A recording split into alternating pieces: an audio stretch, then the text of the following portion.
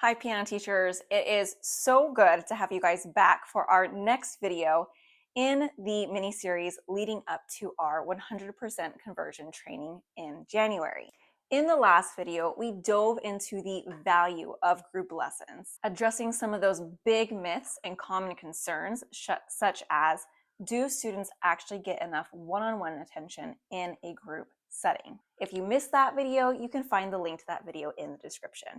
In the end of that last video, I encourage you to think about ways that you could add more value to your students' lessons through a group lesson experience. Group lessons can be motivating, dynamic, and enhance the way students learn by nurturing peer relationships, give them the tools to actually practice successfully on their own, and build confidence with increased performance opportunities. But to make all of that happen, we must have a well thought through framework for our group lesson. Now, before I jump into today's video, I want to pull back the curtains a little bit on what our training will look like in January. I've recently hinted that I'll be making some changes to how I ran the master class this year in 2024. And what I have landed on, I am so excited to share with you. I have ultimately landed on expanding this into a mini course complete with nuggets from my 100% conversion masterclass, which is the live event that I had this year, in addition to nuggets pulled directly from my group coaching program, the Group Conversion Collective. And just by being on this list, you have 100% free access to this training in January. More on that to come, but for now, let's dive into today's video.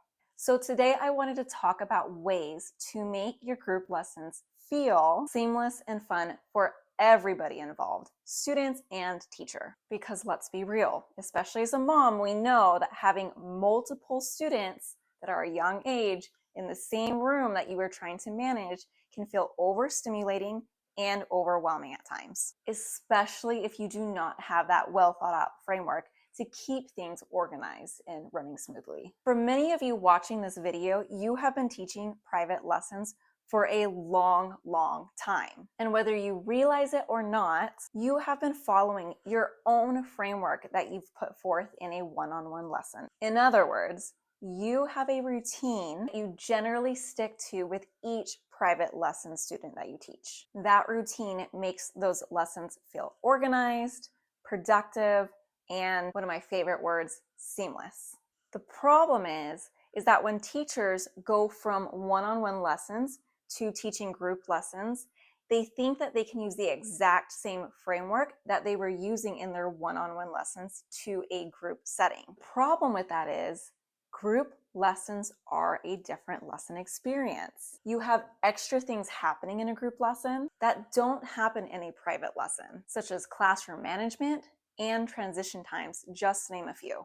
So when teachers try to fit everything that they typically cover in a one-on-one lesson, but in their group lesson, they end up feeling overwhelmed and frustrated and ultimately disappointed that they weren't able to meet the expectations that they had for that lesson. So there are two key points that I'm going to share about this. First key point is your definition of a successful lesson. I have heard many piano teachers caught in the trap of measuring the success of a lesson by how much we were able to squeeze into that lesson.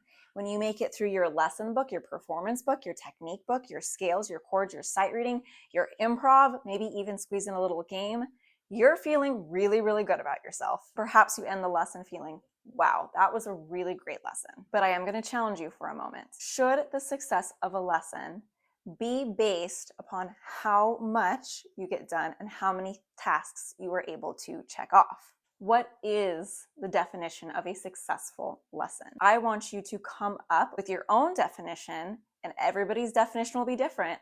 And I want you to leave that definition in the comments to this video. Because when we can break out of the box of, I need to be doing this, this, and this to be able to deliver a successful lesson to my students, there will be way less pressure on ourselves and way less pressure on our students. The second key point here is that my biggest secret to the success of my group lessons lies in simplicity. The more simple that you can keep those opening and closing procedures, transition time, student assignment, and your activities, the less feelings of stress and even feelings of failure that you will experience. Just like you are trying to set your students up for success by giving them the necessary tools and resources to help them meet their goals, you as well need to set yourself up for success by having realistic expectations for your groups and not trying to bite off more than you can chew. So, here is your action for today. Take some time to outline what you typically do in your one-on-one lesson, and what are your non-negotiables that you want to keep for your group lessons, and what other things you would feel comfortable letting go of, or at least postponing until you get into a good rhythm with your students. This will serve as your general outline for your group lesson framework. This doesn't have to be your end-all or be-all, but having some type of starting point can make a world of difference in your experience and that of your students. Now, we only have 1 or 2 more videos as part of this mini series, so keep an eye out for the next video where we will dive into specific tips on managing different skill levels in a group setting without feeling like you're spread too thin. I can't wait to read all of the comments and to see what definitions of a successful lesson that you come up with. If you have any extra thoughts or questions, feel free to drop those in the comments as well. I'll see you in the next one.